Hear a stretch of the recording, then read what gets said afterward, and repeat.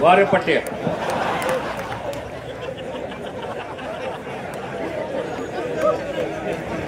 आता मला जाणवलं की शेळगावची यात्रा आजपासून सुरू झाली.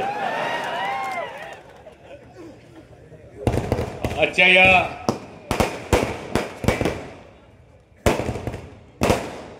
प्रचार सभेच्या कार्यक्रमासाठी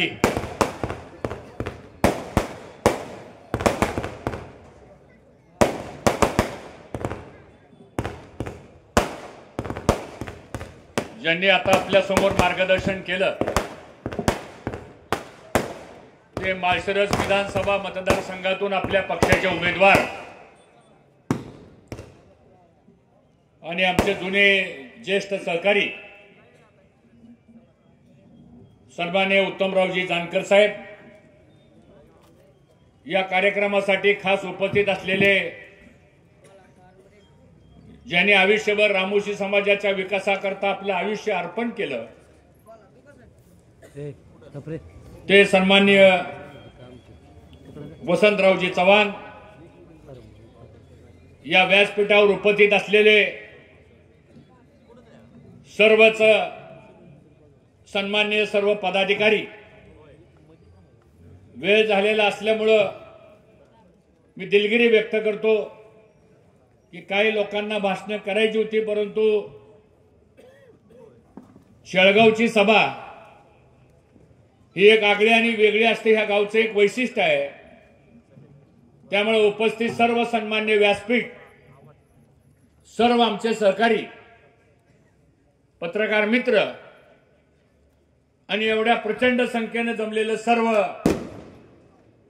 मतदार बंधू भगिनी आणि माझ्या तरुण सहकारी मित्रांनो, आज आपल्या गावामध्ये दुःखद घटना घडली. यामध्ये कैलासवासी तेजस तानाजीराव शेरकर, कैलासवासी प्रियंका कुंभार आणि इंदापूरचे आमचे झुंजार पत्रकार सलीम शेख आणि सुरेश मिसाळ यांचं दुःखद निधन झालं.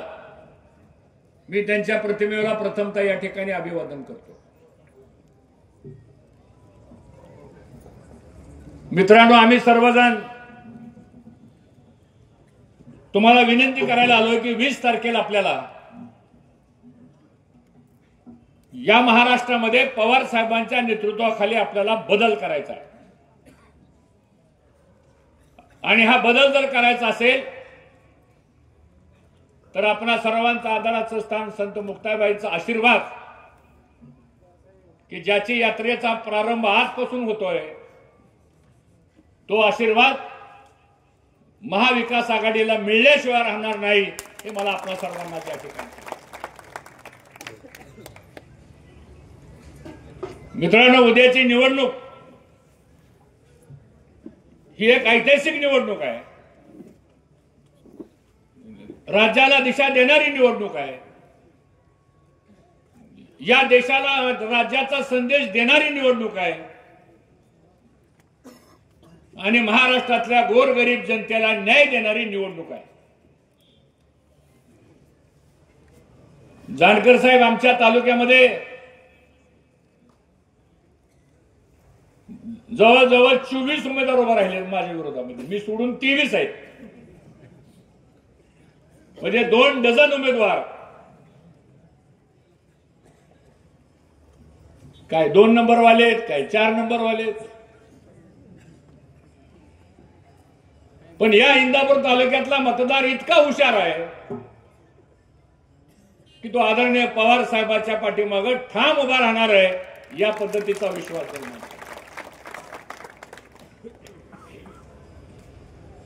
जानकर साहेब, आमच्या इथं महत्वाचा निवडणुकीचा प्रचाराचे 3च मुद्दे आहेत. पहिला मुद्दा असा आहे की माझ्या विरोधातले 2 उमेदवार आहेत. इथं बरीच माणसं आलेत सभा ऐकायला. मी काय कुणावर व्यक्तीच्या टीका करण्यासाठी आलो नाही, पण आम्ही लोकशाही मानणारे कार्यकर्ते आहोत. स्वर्गीय भाऊंनी या इंदापूर तालुक्यामध्ये एक राजकीय पाया उभा केलेला आहे, एक संस्कारमय पिढी निर्माण केलेली आहे आणि निवडणूक म्हणल्यानंतर विचाराची देवाणघेवाण झाली पाहिजे. निवडणूक म्हणल्यानंतर आपला विचार काय हाही मुद्दा लोकांच्या पुढे मांडला पाहिजे. आणि मला असं वाटतं की जे प्रमुख दोन उमेदवार माझ्याविरुद्ध उभा राहिलेले आहेत त्यांना मला ह्या शेळगावच्या सभेतून काही प्रश्न विचारायचे. ती होईलच की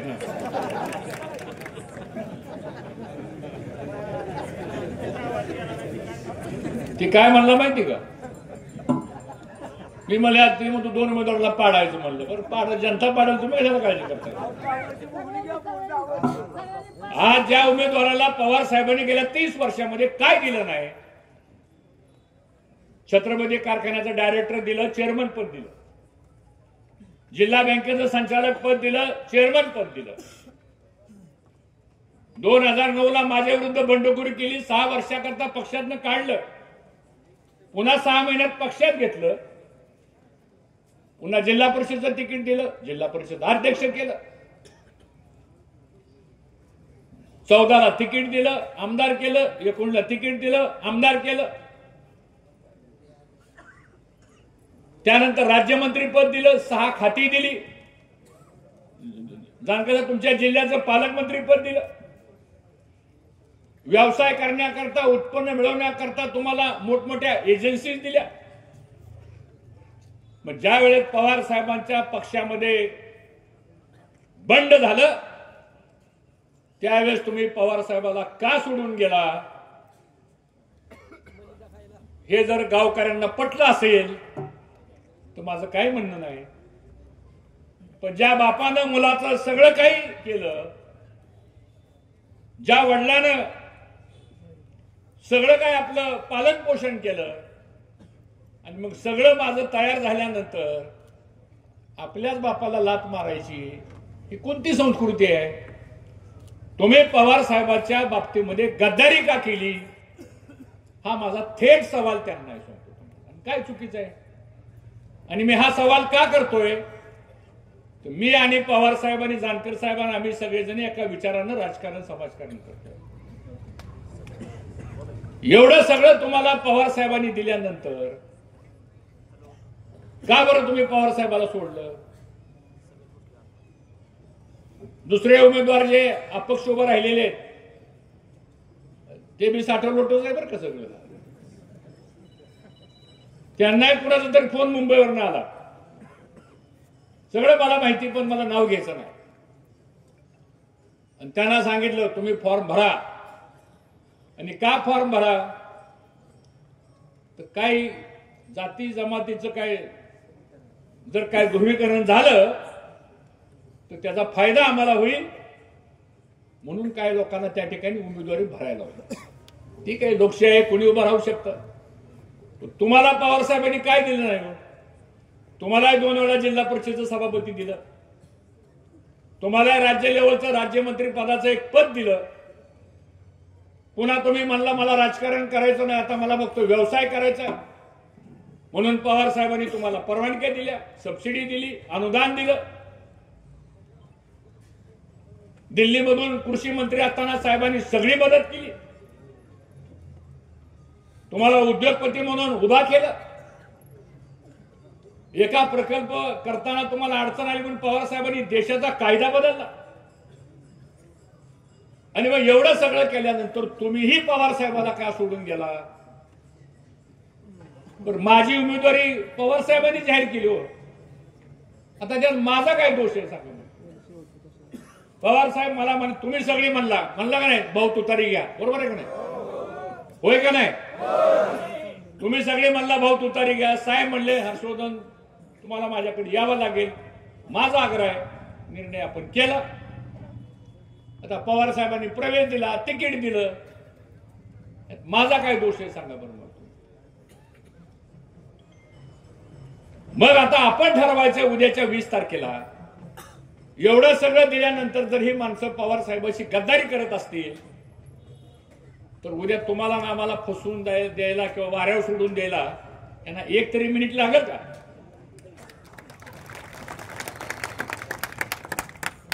त्यामुळे ह्यांची निष्ठा नेत्यावर नाहीये, ह्यांची निष्ठा पक्षावर नाहीये, ह्यांची निष्ठा फक्त कशावर आहे माहितीये का? काय म्हणलं? तुम्ही शब्द काढला बरं का, माझा शब्द नाहीये.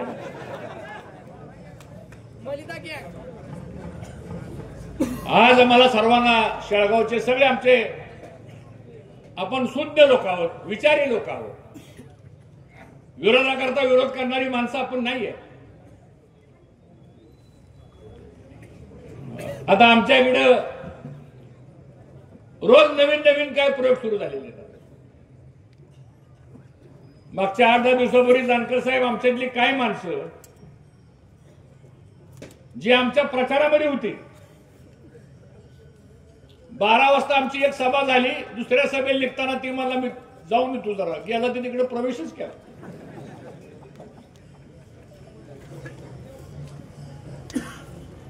सांगा बरं, मी तुम्हाला माझ्याकडे सत्ता असताना, मंत्रीपद असताना, आमदारकी असताना, मग त्यावेळेस मला सोडायचं ना. म्हणजे मी तुम्हाला आज वाईट दिसतो, त्यावेळेस काय चांगला होतो का? म्हणजे मी चांगला होतो, माझ्याकडची सत्ता चांगली होती. आज 10 वर्ष झालं माझ्याकडे एकही सत्ता नाही, एकही पद नाही. म्हणून या इंदापूर तालुक्यातला सामान्य माणूस माझ्या बरोबर राहिला. पण ज्यांना आम्ही 20 वर्ष सगळं काय दिलं, ती माणसं आम्हाला सोडून गेली, आम्हाला टार्गेट करण्याचा प्रयत्न केला. मित्रांनो, माझं आव्हान आहे, आज हर्षवर्धन पाटलाला एकटं पाडण्याचा प्रयत्न केला जातो.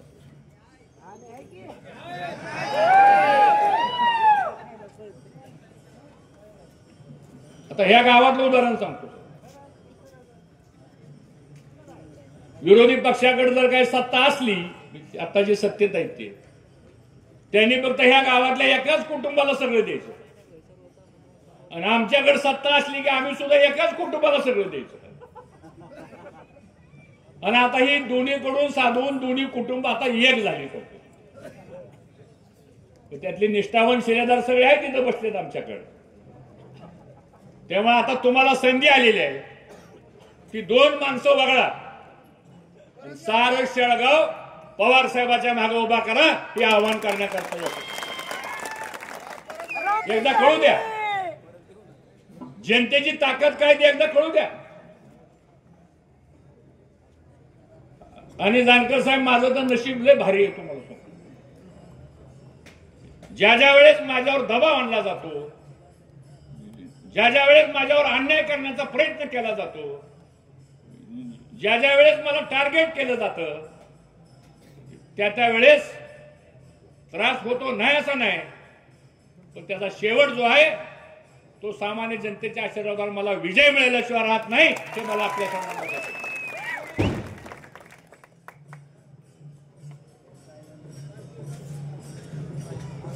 आता इथं जातीपातीच्या राजकारणावर आमच्यावर आरोप केला जातो. का हो, मी जातीवादी आहे? नाही, आम्ही कधी जातीपातीचं राजकारण केलं का? आज इथं बसलेल्या अनेक आमच्या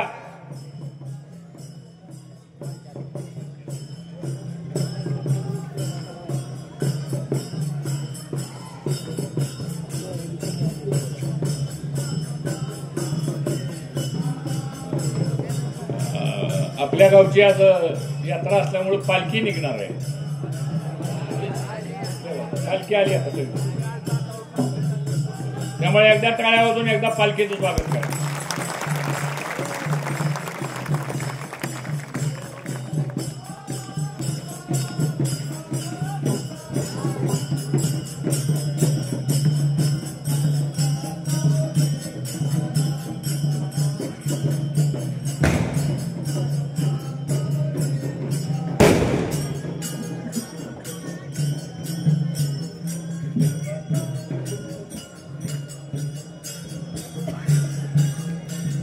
आणि मग एवढं सगळं तुम्हाला साहेबांनी दिल्यानंतर तुम्ही साहेबाला सोडलं, पक्षाला सोडलं, आणि आज तुम्ही लोकांच्या समोर मतं मागायला येताय. बरं 10 वर्ष तुम्हाला सत्ता मिळाली, सांगा 10 वर्षामध्ये काय केलं? मला कोणीतरी सांगितलं शाळगावला म्हणजे 150 कोटी रुपये दिले. मी एक जणाला मला जरा दुर्बीन द्या, मला बघू द्या दुर्बीन मधनं 150 कोटी कुठे. आता 150 कोटी तुमचं गाव सिंगापूर झालं असतं की? ठराविक लोकांचं झालं सिंगापूर. आमच्याकडे जानकर साहेब पद्धत अशी आहे, काम टेंडर निघालं की काम पहिल्यांदा अला मिळतं, त्या अने हाणायचं मध्ये कमिशन. ते काम द्यायचं ब ला, बनी त्याचं कमिशन हाणायचं, काम द्यायचं क ला, कनी पण त्याचं काय काढून घ्यायचं आणि काम द्यायचं ड ला, ड गेला डब्यात.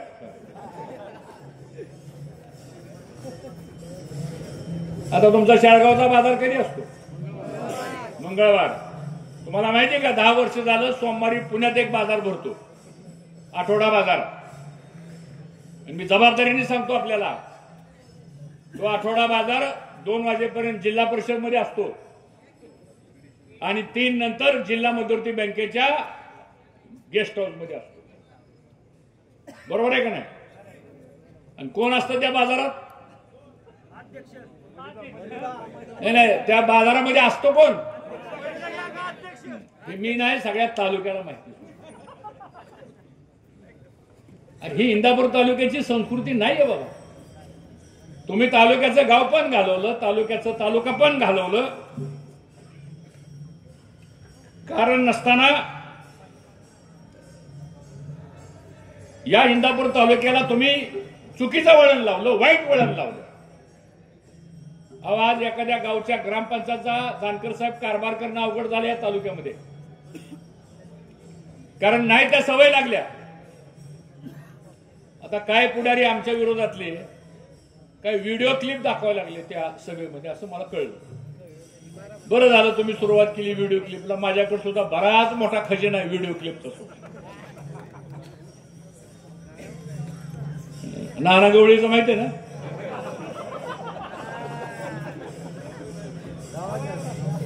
लाव जरा, ती जरा मोठ्या सभेत लाव, काळजी करू.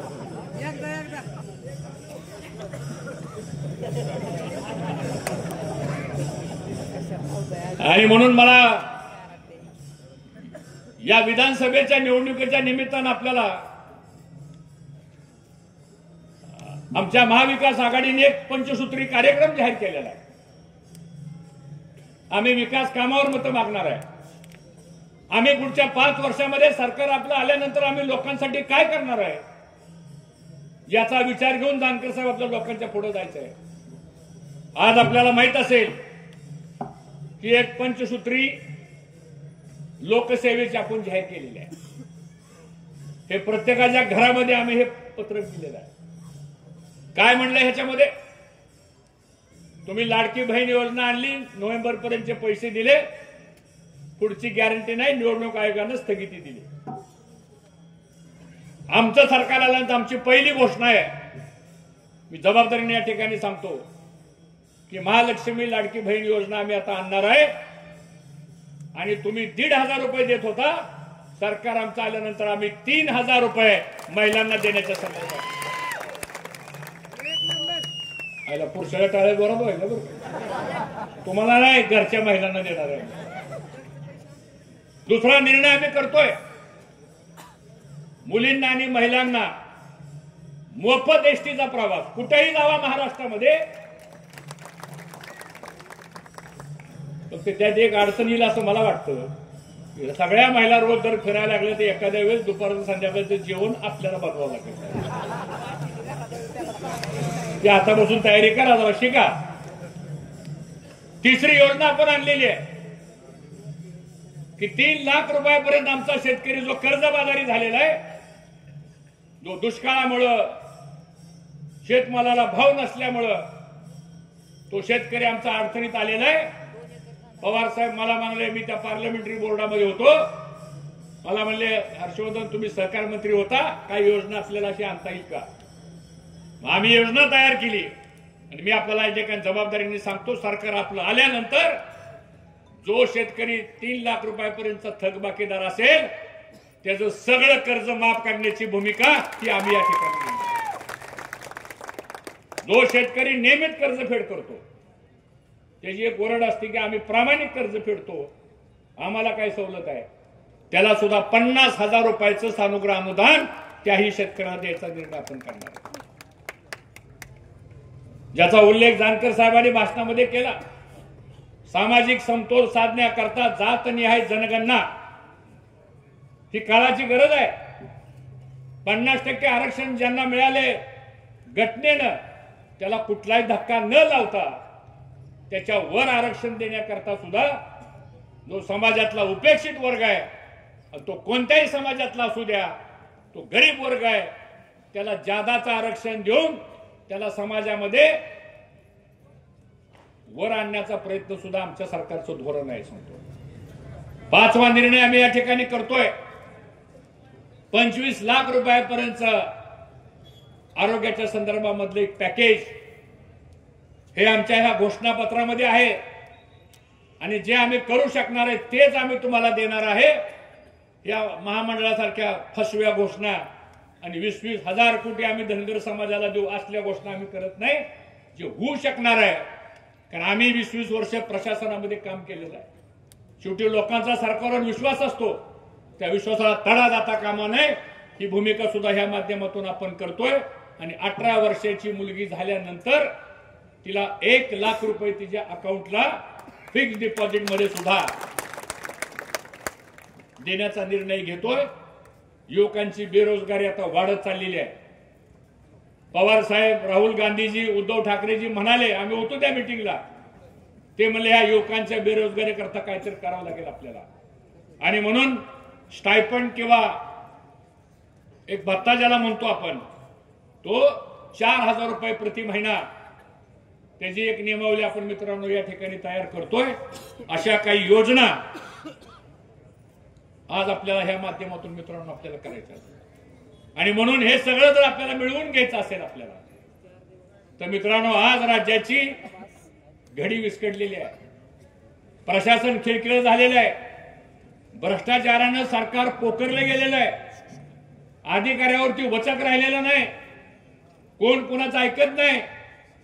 खेड शिवपूरच्या टोल नाक्याला एका सत्ताधारी पक्षाच्या आमदारांच्या गाडीमध्ये 15-15 कोटी रुपये सापडतात. दबाव आणला जातो पोलिसांवर आणि मग त्या 15तला एक आकडा काढला जातो आणि फक्त 5 कोटी सापडले म्हणून सांगितलं जातं. हे पैसे आले कुठनं? जानकर साहेब आमच्या तालुक्यामध्ये म्हणतात 6,000 कोटी रुपये आम्ही आणले. स्वागत आहे. मग 6,000 कोटी आणले तर मग साड्या वाटप करायची गरज काय होती? कोणती महिला गेली ह्यांच्याकडे आम्हाला साडी द्या म्हणून सांगायला?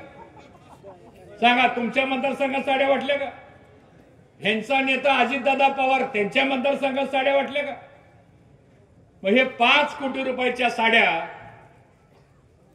माझा सवाल आहे इथं आलेल्या सगळ्या लोकांना सांगतो, हे 5 कोटी रुपयाच्या साड्या देणारा कॉन्ट्रॅक्टर कोण आहे?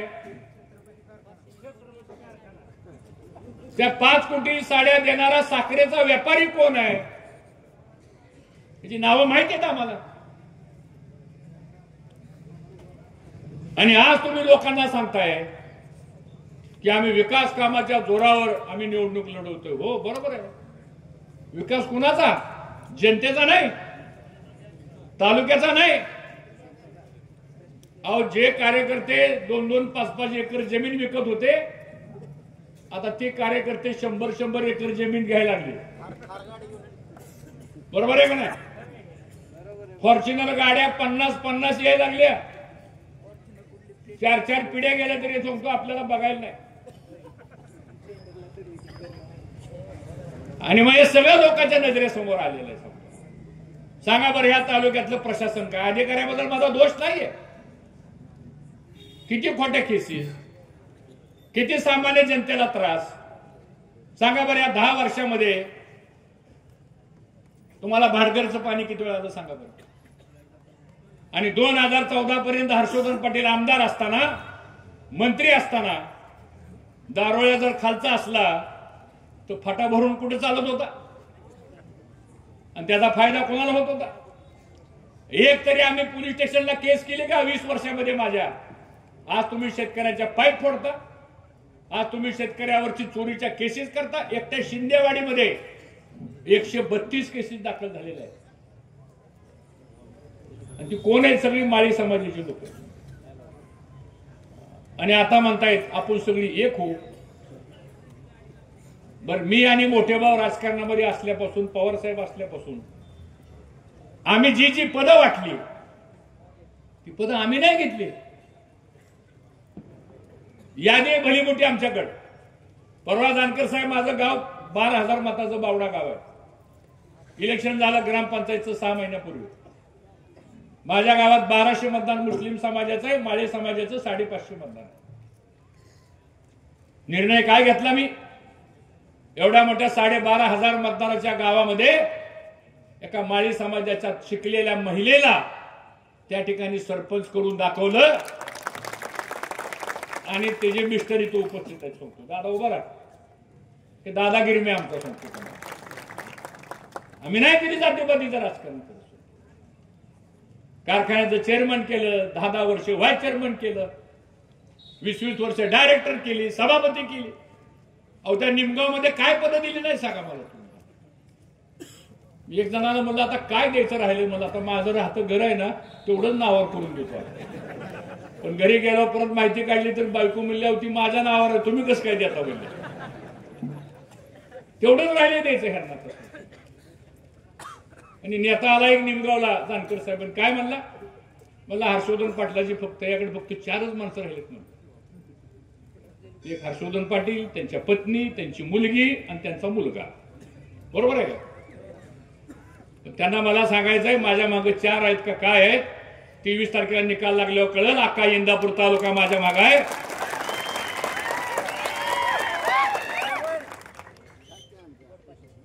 फॉर्म भरायला इंदापूरला आले. माननीय अजितदादा पवार, महाराष्ट्राचे एकमेव नेते की त्यांना कुणाबद्दल काहीही कुठेही बोलण्याचं लायसन्स राज्यात जर कुणाला असेल तर ते फक्त अजितदादा पवारांनाच आहे, बाकी कुणाला नाही सोडतो. आणि त्यांनी तिथं काय उच्चार केला म्हणजे हर्षवर्धन पाटलाला टिंब टिंब फुटतं, शब्द काढत नाही बोलले का नाही? लावू का व्हिडिओ तो आता?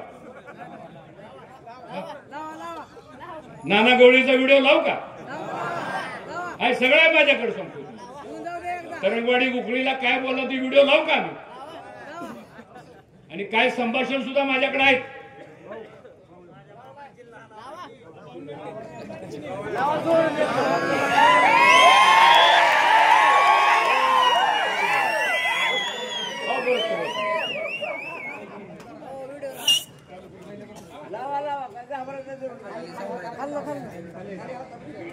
मोबाईल वाटते चालू.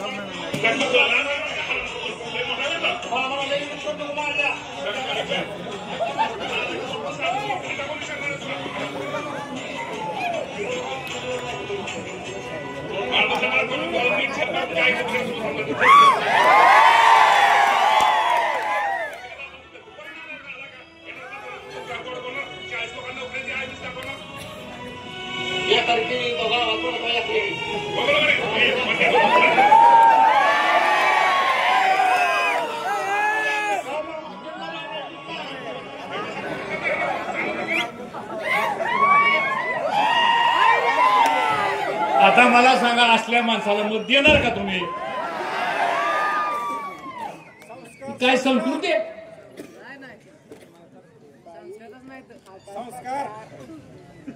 अरे तुम्ही तालुक्याचं लोकप्रतिनिधी आहात. सांगा बरं, मी सुद्धा 20 वर्ष आमदार मंत्री होतो. सांगा, हर्षवर्धन पाटलाची कधी जीभ घसरली? मी कधी कुणाला शिव्या दिल्या? मी कधी कुणाचा अपमान केला? मी कधी कुणावर खोट्या केसेस दाखल केल्या? मी कधी कुणाकडून कमिशन खाल्लं?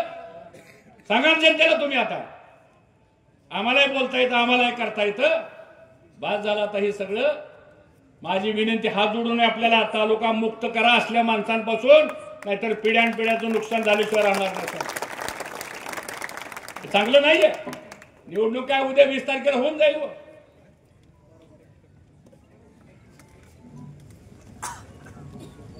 आणि या पद्धतीने तुम्ही जर काम सांगा, 10 वर्षामध्ये कधी आपल्या महाराज सभागृहामध्ये बोलले का की या तालुक्यामध्ये हॉर्टिकल्चर करणारा शेतकरी जानकर साहेब फार मोठा आहे. इथं काजड, बोरी, शेळगाव, वरकुटण, निमगाव ह्या मधल्या पट्ट्यामध्ये डाळिंब पिकवणारा शेतकरी आहे, द्राक्ष पिकवणारा शेतकरी आहे, पेरू पिकवणारा शेतकरी आहे, ड्रॅगन फ्रूट पिकवणारा शेतकरी आहे, सीताफळ पिकवणारा शेतकरी आहे, आवळा पिकवणारा शेतकरी आहे, केळी पिकवणारा शेतकरी आहे, ऊस पिकवणारा शेतकरी आहे. काय केलं हो तुम्ही 10 वर्षामध्ये? आम्ही या कळसच्या माळावर आम्ही एक वायनरी काढली का नाही वायनरी? आम्ही आजही ती वायनरी चालू आहे. तुम्ही काय केलं? 2 साखर बंद आहे. त्यांचा जर द्राक्ष गाळे आहेत का आम्ही तिथं? चला आता 4 लाख लिटर वाईन त्या ड्रम मध्ये शिल्लक तुम्हाला दाखवतो. चला तिथं.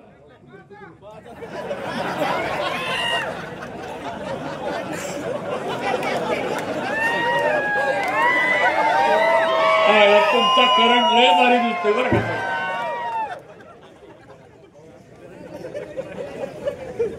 बरोबर आमचे अमोल भिशे आले बघा. ते भाषणात काय म्हणले माहिती का? मला आश्चर्यच वाटलं.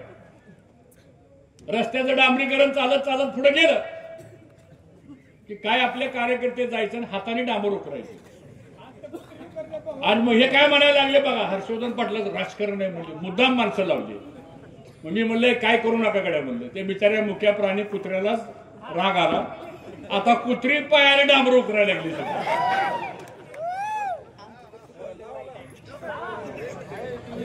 हे बघा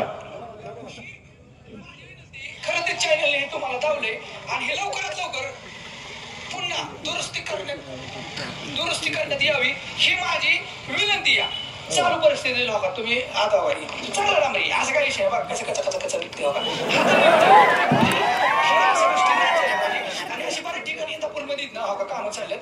असं काही नाही विषय.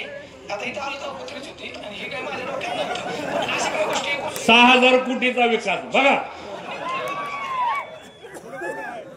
अरे माझ्याकडे असं लई व्हिडिओ. आणि हे काय जाऊन सांगतात माहिती का जानकर साहेब मुस्लिम समाजाला, अल्पसंख्याकला, की मी काय भाजपचा उमेदवार नाही बरं का. मग कुणाच आहे? मग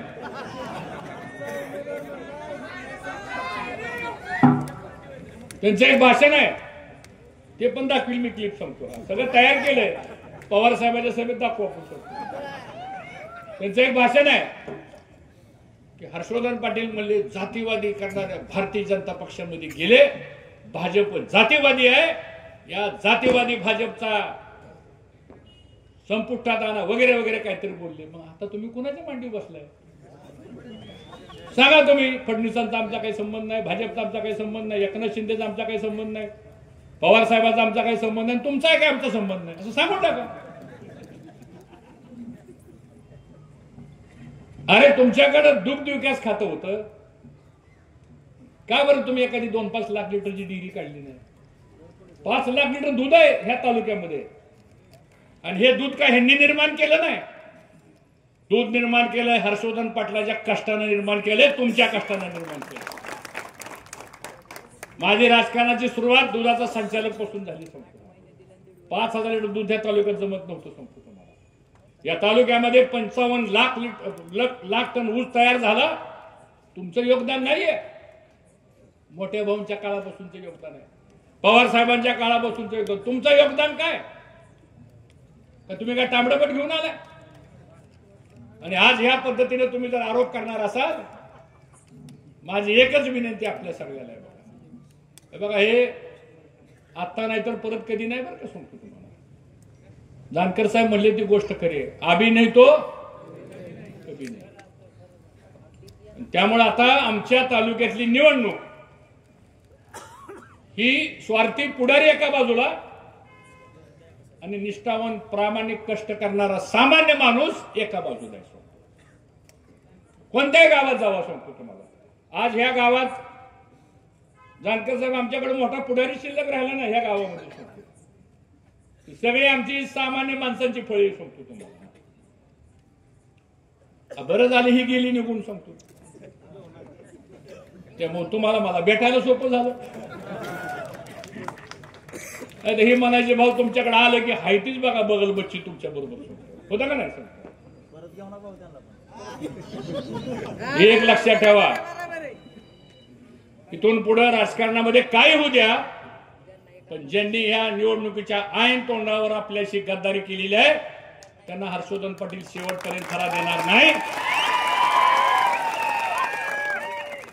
आणि म्हणून मला सर्वांना एक कळकळीची विनंती करायची. ही वेळ इंदापूर तालुक्याचं भवितव्य टिकवण्याची वेळ आहे. ही वेळ इंदापूर कारखान्याला, इंदापूर तालुक्याला एक नवीन दिशा देण्याची वेळ आहे.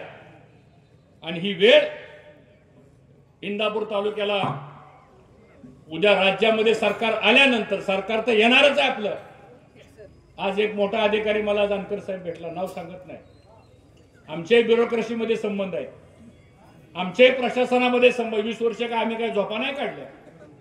आज 10 वर्ष जानकर साहेब माझ्याकडे कुठलं पद नसताना सुद्धा ही सारी जनता आणि आम्ही एका विचारानं काम करतो. दुधाचं आंदोलन आम्ही केलं सत्ता नसताना, शेतकऱ्यांच्या वीज बिलाचं आंदोलन आम्ही सत्ता नसताना केलं, कर्जमाफीचं आंदोलन आम्ही सत्ता नसताना केलं. याच ठिकाणी निर्मला सीताराम देशाच्या अर्थमंत्र्यांना आपण आणलं होतं आणि त्यावेळेस आम्ही त्यांना फळबागाच्या आणि त्या नॅशनल हॉर्टिकल्चर मिशनच्या बाबतीमध्ये सुद्धा काही प्रस्ताव आम्ही दिले होते. पण ज्या ज्या वेळेस आम्हाला संधी मिळते त्या त्यावेळेस या इंदापूर तालुक्यातल्या शेतकऱ्याला कसा न्याय मिळेल ही भूमिका सातत्यानं मित्रांनो आम्ही केली. आणि आज तुम्ही छत्रपती साखर कारखान्याचे तुम्ही इथले जवळजवळ 1000 सभासद आहेत. या गावचा एक संचालक आहे छत्रपती कारखान्याला. काय अवस्था आहे छत्रपती कारखान्याची. मी जानकर साहेब परवा आमचे तेजसिंग पाटील साहेब होते, पवार साहेबांना आम्ही गाडीत होतो. मी साहेबाला विनंती केली, हात जोडून विनंती केली साहेबांना. साहेब म्हणलं तुम्ही या छत्रपती कारखान्यात लक्ष घाला. महाराष्ट्रातला नावाजलेला छत्रपती साखर कारखाना गाळात कुणी घातला. तुम्ही आत्ताचा अहवाल काढून बघा 2 वर्षापूर्वीचा. आता जर जानकर साहेब अशी अवस्था आहे, 10 वर्ष आमच्या कारखान्याची निवडणूकच नाही, डबल चान्स मिळाला. 2 वर्ष वार्षिक साधारण सभा झाली का कारखान्याची? झाली का? कायदा काय सांगतो? आम्ही सहकार मंत्री म्हणून काम केलेलं आहे, कॉन्स्टिट्युशनल अमेंडमेंट आहे. जर वार्षिक साधारण सभा झाली नाही तर कायदेशीर कारवाई होऊ शकते. कायद्यामध्ये 1960च्या सहकार कायद्यामध्ये का घेतली नाही वार्षिक साधारण सभा? आज कारखान्यावरती 617 कोटी रुपयाचं कर्ज आहे आणि कारखान्याचं स्थावर मालमत्तेचं व्हॅल्युएशन 343 कोटी आहे. 40 का 42 एकर जमीन आहे फक्त कारखान्याकडची. आणि त्याचं व्हॅल्युएशन जर काढलं आपण आज मार्केट प्राइस प्रमाणे म्हणजे स्थावर मालमत्तेपेक्षा दुपटीचं कर्ज हे कुणी काढलं? 41 कोटी रुपये कामगारांचं देणं कोणामुळे राहिलं?